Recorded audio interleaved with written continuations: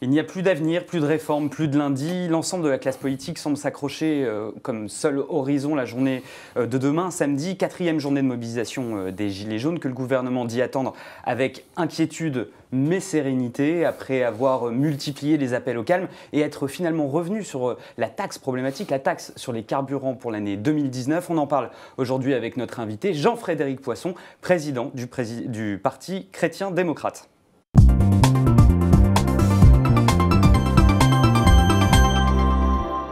Jean-Frédéric Poisson, bonjour. Bonjour. Alors avant de commencer, est-ce que vous avez vu cette vidéo qui fait polémique sur les réseaux sociaux de l'arrestation de plus de 140 jeunes à Mantes-la-Jolie par des forces de l'ordre? On les voit agenouillés, pour certains les mains dans le dos. Est-ce que vous avez vu ces images? Elles vous choquent? Oui, j'ai vu ces images. Quand on ne connaît pas le contexte, on peut être interloqué par des images pareilles. Maintenant, il est clair que, premièrement, ils n'ont certainement pas été interpellés sans raison. Deuxièmement, je crois comprendre que parmi eux se trouvait un certain nombre d'agitateurs qui étaient venus pour mettre du désordre et pourquoi pas affronter la police. Troisièmement, je ne sais pas comment, quand on est 10 policiers ou 15 policiers, on peut tenir en respect 140 personnes autrement qu'en faisant comme ça. Et puis quatrièmement, sans doute que les jeunes concernés feront un peu attention la prochaine fois qu'ils mettent les pieds quelque part et que les parents vont économiser quelques heures de pédagogie pour expliquer à leurs grands-enfants qu'on ne peut pas faire n'importe quoi en cas de désordre. Donc je ne suis pas plus choqué que ça, non, et je pense que ça correspond bien par ailleurs aux besoins d'ordre et de sécurité que le pays ressent en ce moment. Alors justement, toujours sur ces thématiques de maintien de l'ordre, Édouard Philippe a annoncé hier aux 20h de TF1 une mobilisation exceptionnelle des forces de l'ordre. On parle de 89 000 policiers et gendarmes, une douzaine de véhicules blindés pour s'assurer que la situation ne dérape pas. Malgré tout, est-ce que vous avez peur de dérapage demain, que ce climat insurrectionnel continue de s'aggraver? Je crains les dérapages et les violences comme tout le monde. Personne ne peut envisager ce week-end avec... Comme on dit le ministre de l'Intérieur, avec sérénité et inquiétude. Enfin, j'ai rien compris. Si la formule d'en même temps, c'est ça, classique. Non, plus sérieusement, parce que les affaires sont très sérieuses, je pense que cette mobilisation des forces de l'ordre sans précédent indique bien qu'en face de ces forces de l'ordre, il va se trouver sans doute aussi une mobilisation sans précédent, mais elle est due à une espèce de désespérance qui attaque le peuple français depuis des années. Je finissais par me demander quand le peuple français finirait par se réveiller et quand il manifesterait sa colère à devoir supporter sans cesse à la fois des conditions économiques très difficiles, une forme de mépris institutionnel des dirigeants actuels. Tout le monde pensait, ou beaucoup pensaient en tout cas, que cette forme d'insurrection ou que ça pèterait, comme on dit de temps en temps, à partir des banlieues, pas du tout. Oui, alors, la France se réveille, et c'est au fond, même si ça se fait à la française, c'est-à-dire dans une espèce de chaos à la fois bon enfant et assez énergique, c'est une excellente nouvelle. Alors, bon enfant, les événements de samedi dernier sur l'Arc de Triomphe n'étaient pas forcément bon enfant. On peut exprimer une colère. C'est pas de ça que je parle. Bien sûr, on peut exprimer une colère dans la rue sans qu'il y ait de la casse. Plusieurs responsables politiques ont émis des doutes sur la gestion, notamment des manifs de samedi dernier, du samedi encore d'avant, notamment votre allié Nicolas Dupont-Aignan, qui a ciblé le ministre de l'Intérieur Christophe Castaner en l'accusant d'avoir laissé les casseurs casser, en disant que c'était les casseurs de M. Castaner qui avaient dégradé l'Arc de Triomphe. Est-ce que vous comprenez ces propos? Il y a beaucoup de questions à se poser, en tout cas, sur les raisons pour lesquelles des hordes de malfaisants ont pu agir pendant si longtemps. Alors que les forces de l'ordre étaient à leur contact. Et visiblement, le ministre de l'Intérieur n'a pas pris la mesure ni de la colère, ni de la violence qui s'est propagée. Et très, très manifestement, le dispositif de service d'ordre qui était mis en place n'a pas permis de contenir tout ça. Au-delà de ça, je pense que derrière cette violence qui s'exprime, qui est absolument insupportable et qu'il faut absolument condamner, il y a aussi une espèce d'action-réaction. Vous comprenez, plus on est sourd, moins on répond. Le président de la République part de la France depuis l'Argentine, il rentre en France, ne parle plus. C'est des choses que le peuple français ne peut pas comprendre. Les Français manifestent une volonté d'avoir davantage de moyens de vivre. Ils disent, au fond, cette économie est mensongère. Elle ne permet pas aux gens qui travaillent de vivre correctement et d'assumer leur liberté et leurs décisions. Tout cela, si on y répond simplement par des mesures techniques, quand on y répond d'ailleurs, ce qui n'est pas toujours le cas, ça ne peut pas satisfaire. L'exécutif a répondu après moult hésitations. Il a décidé d'assumer, non pas une suspension, mais une suppression des taxes qui sont à l'origine du mouvement pour 2019. Ça ne répond pas à la crise pour vous. Le problème n'est pas la suppression des taxes. Le grand absent de cette réponse, c'est la réforme de l'État que tout le monde attend. La réforme institutionnelle. Une réforme du fonctionnement de l'État. Il n'y a pas besoin de modifier la Constitution pour ça. Ce qui est sûr, c'est que beaucoup de l'effort que consacrent les Français à travailler, à produire des richesses pour notre pays, pour nous tous, est mangé par un appareil d'État qui n'assume plus par ailleurs ses missions. Donc j'entends tout ce qu'on dit sur les baisses de taxes. Alors attention, parce que si on baisse les taxes, il va falloir diminuer les services. Non, il y a une réforme de fond de l'État à engager. Mais est-ce que le gouvernement... Tout le monde l'attend. Et effectivement, tant qu'elle ne sera pas sur la table de manière durable, on ne pourra pas diminuer le périmètre de l'État, rendre aux Français ce que l'État leur prend pour l'instant de manière injuste. Et tant que cette réforme n'est pas sur la table, il ne se passera rien. Sauf que, est-ce que cette réforme peut aujourd'hui être sur la table avec un gouvernement qui effectue de premier recul une partie de la population dans la rue? Est-ce que finalement le gouvernement a encore la capacité de réformer le pays, selon vous? Je pense que le quinquennat d'Emmanuel Macron est mort avant-hier soir, quand le président de la République a limogé en direct et sans préavis le Premier ministre, des espèces de bafouillage qu'il y a eu sur... bafouillement, pardon, on dit en français, sur la taxe qui est suspendue 6 mois, non, c'est 1 an, et que si le président de la République signe le pacte de Marrakech lundi prochain, ce sera les obsèques. Donc on a eu le décès avant-hier, on aura la cérémonie funéraire lundi prochain. Le quinquennat s'est arrêté. Emmanuel Macron n'est plus en situation de gouverner le pays, il doit en tirer les conséquences dans l'intérêt du pays. Et je ne crois pas qu'un changement de Premier ministre répondra à cette exigence. Il a perdu la confiance d'une très grande majorité de Français. Il découvre qu'il n'a pas été élu, contrairement à ce qu'il croyait, sur un programme dont d'ailleurs personne ne savait exactement ce qu'il y avait dedans. Il n'y a plus de majorité à l'Assemblée nationale capable de tenir les réformes, et je ne vois pas comment, dans la suite du quinquennat, on va pouvoir faire la réforme des retraites, la réforme de l'assurance chômage et un certain nombre d'autres choses qui vont être des mesures difficiles à accepter par les Français, si par ailleurs les Français comprennent plus ou moins, peu ou prou, que ces réformes-là seront faites sur leur dos pour continuer d'alimenter un appareil d'État qui ne remplit plus ses missions. Donc le quinquennat s'est arrêté. Il appartient au président. Le quinquennat est fini. C'est fini. Donc finalement, même cette porte de sortie que vous soulignez, d'une grande réforme de la machine de l'État, Emmanuel Macron n'a plus le crédit politique pour la faire. Je pense absolument qu'il n'est plus en situation de la conduire. D'accord. Bon. Donc il doit en tirer les conséquences. Très bien. Sur un tout autre sujet, hein, vous venez de signer un livre aux éditions du Rocher, donc l'islam à la conquête de l'Occident. Alors c'est un livre assez particulier. Finalement, on pourrait le résumer à une étude de texte, un texte finalement assez méconnu, qui est la stratégie de l'action culturelle islamique à l'extérieur du monde islamique, qui a été coécrite par 57 États musulmans sur près de 25 ans. Pourquoi consacrer un ouvrage en ce moment à ce texte ? Pendant la manifestation et l'expression de la colère du peuple français par l'intermédiaire des Gilets jaunes, l'islamisation de la France continue. Le livre qui a été publié par vos confrères d'Avey et L'Homme il y a quelques semaines s'appelle Inch'Allah, sur l'islamisation de la Seine-Saint-Denis, pouvait faire penser qu'au fond, cette islamisation de la France est une mauvaise nouvelle un peu malchanceuse d'un phénomène qui se produit ça et là de manière un peu hasardeuse. Alors un coup en Seine-Saint-Denis, un coup dans le nord des Yvelines, un coup dans les banlieues de Lyon ou de Marseille, un coup ailleurs. C'était le parti pris du livre, hein. C'était un concentré d'enquête sur le terrain, factuel. Quand on pense islamisation de la France, on se dit, bon, il y a un coup les menus halal, il y a un coup les horaires à la piscine. Non. En réalité, cette stratégie, elle est concertée. Elle a été écrite et adoptée à l'unanimité de tous les États musulmans il y a 18 ans, écrite dans un document que je commente dans le livre que j'ai publié. Et donc, c'est la volonté des 57 États musulmans qui disent clairement: nous voulons installer une civilisation de substitution à votre civilisation occidentale. Laquelle? Réponse: l'islam et la charia. Donc les États musulmans ont écrit, signé, adopté unanimement, dans un document qui est public et officiel, cette volonté... Mais très méconnue. Très très méconnue, absolument, d'installer, je cite le texte, et j'invite tous ceux qui veulent le faire à le lire, nous voulons installer une société islamique saine et pure dans le monde occidental. Islamique saine et pure, c'est le document que je commente qui le dit.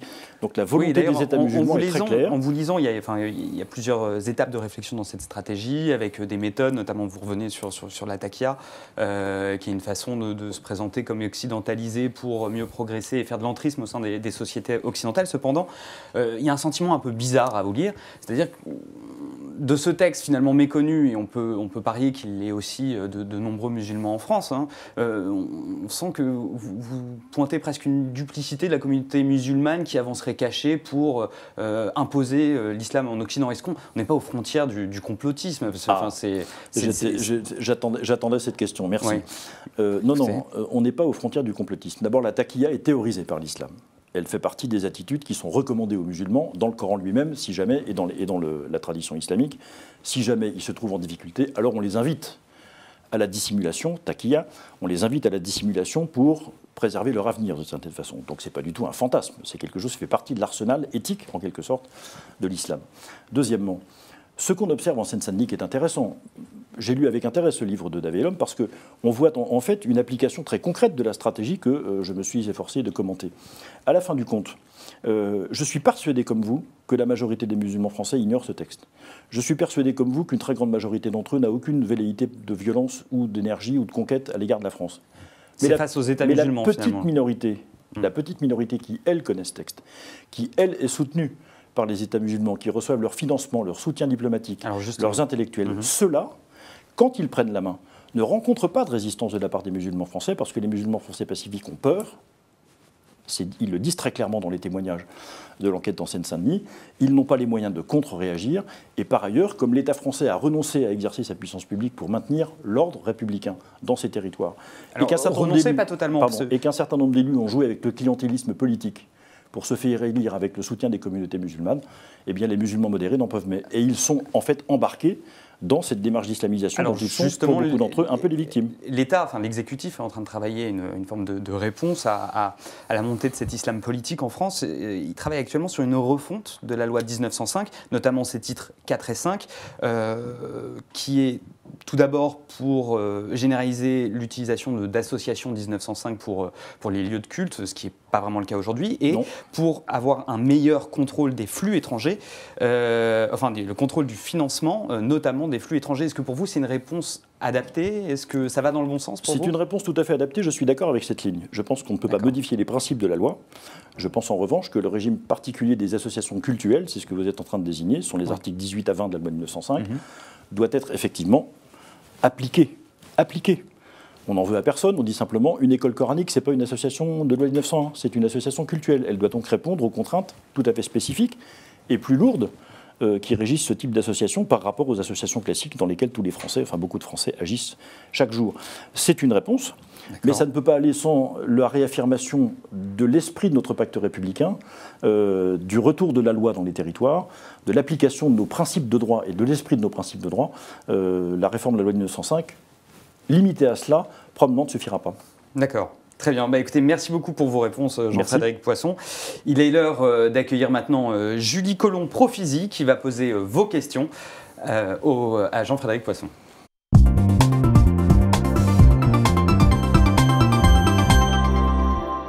Julie, bonjour. Bonjour Charles, bonjour Jean-Frédéric Poisson. Bonjour. Alors une première question, enfin plutôt un constat de Brigitte, qui nous dit « Les policiers sont interdits de séjour dans certains quartiers. Aujourd'hui, ce sont les quartiers qui viennent à eux. » Est-ce que vous partagez ce constat? Oui, plutôt. Ce sont en tout cas les témoignages récurrents qu'on a de la part des forces de l'ordre. Mais vous voyez, pour revenir à ce qu'on évoquait à l'instant, on n'a pas pris conscience en France du fait que cette démarche d'islamisation était une démarche concertée issue de la politique des États musulmans en tant que telle. C'est ce que le document que je commente démontre sans aucune espèce d'hésitation possible. Et on a laissé les élus locaux faire face à ce phénomène. Or, à une stratégie qui est conduite par des États, il faut une réponse de l'État. Et on ne peut plus continuer à laisser les élus locaux se dépêtrer de situations dont ils n'ont pas les moyens, qu'ils n'ont pas les moyens de régler. Et parmi ces moyens, il faut effectivement faire en sorte que les forces de l'ordre réinvestissent le territoire quand elles ont besoin de le faire. Elles ne sont pas en situation de le faire aujourd'hui. C'est un des drames de nos territoires. Excusez-moi, mais le raccourci me paraît un peu léger. Comment vous présentez le fait que, vous présentez finalement le fait que ce sont des États étrangers qui, de par leurs actions, empêchent les policiers de circuler dans certains quartiers de la République? Les États étrangers n'empêchent pas, ils soutiennent financièrement de manière très active des mouvements qui ont pris le pouvoir sur les territoires de la République, installé une loi à la charia qui n'est pas celle de la République, et il n'est que de lire les témoignages, y compris des fonctionnaires préfectoraux de la Seine-Saint-Denis, des policiers ou des élus, qui disent « Nous ne pouvons plus faire appliquer la loi de la République là. Pourquoi? Parce que dans ce document que je commente, les États musulmans s'engagent à soutenir financièrement toutes les actions qui iront dans le sens de la stratégie. On le sait bien. D'ailleurs, vous le disiez vous-même tout à l'heure, il y a quelques minutes, que parmi les réformes de la loi de 1905, il y a le contrôle des flux financiers venus de l'étranger. C'est comme pas par hasard. Et quand le Qatar, il y a quelques années, annonce à grand renfort de publicité qu'il va investir 50 millions d'euros en Seine-Saint-Denis, c'est pas pour repeindre les passages pour piétons et changer l'éclairage public. Vous n'imaginez quand même pas qu'il va simplement s'agir de philanthropie. Non, pas du tout. Ils prennent le pouvoir sur des territoires, ils relaient l'action de gens qui empêchent la République de faire ce qu'elle devrait faire. Et donc c'est la raison pour laquelle je pense qu'il y a un lien très direct avec l'incapacité des forces de l'ordre à rentrer dans certains endroits du pays aujourd'hui. D'accord. Alors, vous dites à propos de votre livre, l'islam n'est pas compatible avec notre civilisation. Pour vous, qu'est-ce qui est incompatible? Le fait que si on accepte cette idée, on peut en débattre, mais que quand je parle de la France par exemple, notre devise liberté, égalité, fraternité, le principe de dignité qui est un principe à quasi-valeur constitutionnelle, et puis la laïcité, la séparation du pouvoir politique et du pouvoir religieux, rien de tout ça n'existe en islam. Il n'y a pas de reconnaissance de la liberté par exemple de changer de religion ou d'abandonner l'islam. Il n'y a pas d'égalité entre les personnes, entre les hommes et les femmes spécialement pas, et certainement pas entre les croyants et les incroyants. Il n'y a pas de fraternité universelle. Les musulmans sont mes frères parce que je suis chrétien. L'inverse n'est pas vrai. Ils peuvent bien m'aimer, ils peuvent me traiter correctement, il y en a d'ailleurs beaucoup que je connais bien, mais il n'y a pas de fraternité universelle. Il n'y a pas de séparation du politique et du religieux dans l'islam, parce que l'islam est d'abord un système politique. Et il n'y a pas de reconnaissance universelle de la dignité des personnes, il n'y a qu'à voir la manière dont on applique la politique pénale dans un certain nombre d'États musulmans, dans la droite ligne de ce que réclament le Coran et la tradition islamique. Donc pour toutes ces raisons, l'islam comme doctrine, comme projet politique, est incompatible avec les principes de la République. Ça ne veut pas dire que les musulmans français qui vivent en France majoritairement acceptent la politique de la France. Ça veut dire que si on laisse se développer l'islam comme projet politique, alors nous entrons en collision avec nos traditions républicaines et l'esprit de nos lois. C'est d'ailleurs ce qu'on voit partout dans les territoires où on constate que la charia s'est installée, je n'invente rien. D'où la réforme du gouvernement et les travaux sur cette loi de 1905. Alors, autre question, autre sujet. Que pensez-vous donc c'est Guillaume qui pose cette question. Que pensez-vous de l'implication de prétendus groupuscules d'ultra-droite dans le mouvement des Gilets jaunes dont a parlé M. Castaner? Il y en a certainement, parce que les excités se donnent rendez-vous à partir du moment où il y a la perspective d'aller casser du flic, pardon de l'expression, et d'aller un peu détruire tout ce qui passe. Donc il y en a certainement. Je n'ai pas d'éléments qui me permettent de le vérifier, mais tous ceux qui ont, une petite fêlure au casque veulent profiter de ces événements pour installer le désordre, c'est leur but. Ensuite, ça fait longtemps que je pense que les mouvements d'ultra-gauche sont tout aussi dangereux, sinon davantage, que les mouvements de l'ultra-droite, plus organisés, plus violents. Ils l'ont d'ailleurs démontré maintes fois, à Notre-Dame-des-Landes, les Black Blocs, les manifestations, etc. Donc je pense que tous ceux qui ont envie de casser se retrouvent, oui, qu'ils soient droite ou gauche. C'est un choix politique de la part de M. Castaner de pointer du doigt les séditieux qui auraient répondu à l'appel de Marine Le Pen. Je pense que ces propos qui sont absolument ineptes et qui manifestent une inculture absolument totale sur l'histoire de France, une fois de plus, ont été largement commentés, donc je ne vais pas en rajouter. Ils ont été suffisamment brocardés pour avoir dit des bêtises à ce moment-là, mais d'ailleurs, ce n'était pas la dernière fois. D'accord. On a une question de Juliette qui aimerait. Donc vous êtes membre du Parti des Amoureux de la France, mais qu'est-ce que c'est exactement? C'est un rassemblement de toutes les formations politiques et toutes les personnes qui considèrent que le redressement de la France passe nécessairement par une alliance des formations politiques qui sont attachées à un certain nombre de choses essentielles. On préfère la souveraineté et la décision de la France à Paris plutôt que la dilution ou la dissolution dans l'Europe. On préfère le contrôle des frontières à l'afflux massif de personnes qui viennent sans aucune espèce de règlement ni d'encadrement. On préfère remettre la cellule familiale au centre des politiques publiques. On ne veut pas de la marchandisation de toutes choses, y compris pas des personnes, et de la domination de l'argent sur la société. On n'aime pas l'affaiblissement de la dignité du travail et des conditions de travail. Puis et on veut aussi d'union des droites. C'est ce que je viens de dire. Toutes ces choses-là sont voulues par une très grande majorité de Français. Nous avons commencé à unir les formations politiques qui se retrouvent dans ce message-là, avec des nuances, avec des différences, etc. Mais ce projet-là, est central. Nous n'y arriverons que si nous arrivons à réunir l'ensemble des formations politiques, au-delà des formations politiques, des personnes, pour coopérer à un programme commun de la droite. Les Amoureux de la France, c'est fait pour écrire un programme commun de la droite, comme il y a eu il y a 40 ans, un programme commun de la gauche avec le succès qu'on connaît. Voilà à quoi ça sert. Justement, alors il y aura une liste aux européennes des Amoureux de la France, conduite par Nicolas Dupont-Aignan. Absolument. Vous serez candidat sur cette liste en place éligible? Nous verrons ça le moment venu. C'est en train d'être décidé dans nos instances et vous comprendrez que je ne court-circuite pas les décisions que doivent prendre les instances du Parti chrétien-démocrate. Mais ça fait partie des choses qui sont envisageables, effectivement. Alors une question de Bobif qui aimerait savoir si vous appelez à de nouvelles élections présidentielles, ou du moins un changement de président. Je viens de dire il y a quelques minutes que je considère qu'aujourd'hui Emmanuel Macron n'est plus en situation de gouverner le pays. Et donc il doit en tirer les conséquences. Alors il y a deux conséquences à en tirer. Soit effectivement il reste en maintenant la même politique ou en changeant de politique, ça ne changera rien. Puisque encore une fois, s'il maintenait la même politique, ça produit les résultats qu'on voit. S'il en change, quel sera son crédit ? Après avoir changé de pied d'une manière extraordinaire et quasiment à 180 degrés, autorité zéro. Donc il a le pouvoir, il n'a plus d'autorité. La seule solution pour moi, effectivement, c'est qu'il parte. Je n'en vois pas d'autre.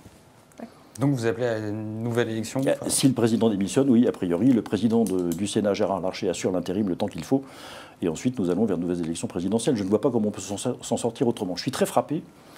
J'ai connu comme parlementaire, des critiques extrêmement énergiques à l'encontre de Nicolas Sarkozy, des moments de crise assez durs, la crise financière 2008-2009, la réforme des retraites, enfin c'était des moments de friction assez importants. J'ai connu dans le quinquennat de François Hollande une espèce de mépris, très exagéré d'ailleurs comme souvent, de la part de beaucoup de Français à l'égard du président de la République. Jamais le principe même de l'autorité présidentielle n'a été remis en cause comme il l'est maintenant. Jamais on a vu des slogans, une espèce de violence verbale à l'égard du président de la République de cette nature. Ça dit bien une attaque contre le principe même de l'autorité et de la légitimité du chef de l'État. Il doit en tirer toutes les conséquences. Le changement de gouvernement, le changement de politique ne suffira pas. Le quinquennat, je le disais, est mort il y a 2 jours. Il sera enterré avec la signature du pacte de Marrakech lundi prochain. Parce que c'est soit le pacte de Marrakech, soit on écoute les Gilets jaunes. C'est l'un ou l'autre. Le pacte de Marrakech, ça veut dire l'organisation de flux migratoires dont la première conséquence sera de maintenir bas les niveaux de rémunération et de salaire. C'est une des conséquences du phénomène migratoire. C'est pas des règles non contraignantes, c'est-à-dire c'est une déclaration. Non, mais on l'a vu d'ailleurs avec les accords de Paris, personne ne les respecte. Les documents de l'ONU, vous inquiétez pas, les gouvernements qui s'intéressent en feront leur miel et ils diront c'est pas moi, c'est l'ONU, comme on dit, c'est pas moi, c'est l'Europe. Enfin, le schéma, on le connaît. C'est pas la faute des migrants si les flux migratoires maintiennent bas les niveaux de rémunération. C'est le fonctionnement de l'économie qui est comme ça. Donc ignorer ce phénomène, dans la circonstance, aller signer le pacte de Marrakech lundi, tout en disant j'écoute les Gilets jaunes, c'est un mensonge supplémentaire. Et Emmanuel Macron ne survivra pas à ce mensonge. C'est pour ça que je pense vraiment que le quinquennat est fini et que Emmanuel Macron doit s'en aller. Très bien. Merci beaucoup Julie. Merci. Il y avait encore une question, c'est dommage, on n'a plus le temps. Bon. Merci beaucoup Jean-Frédéric Poisson et merci surtout à vous de nous avoir suivis encore aujourd'hui. Je vous donne rendez-vous lundi pour un nouvel épisode du Talk Le Figaro.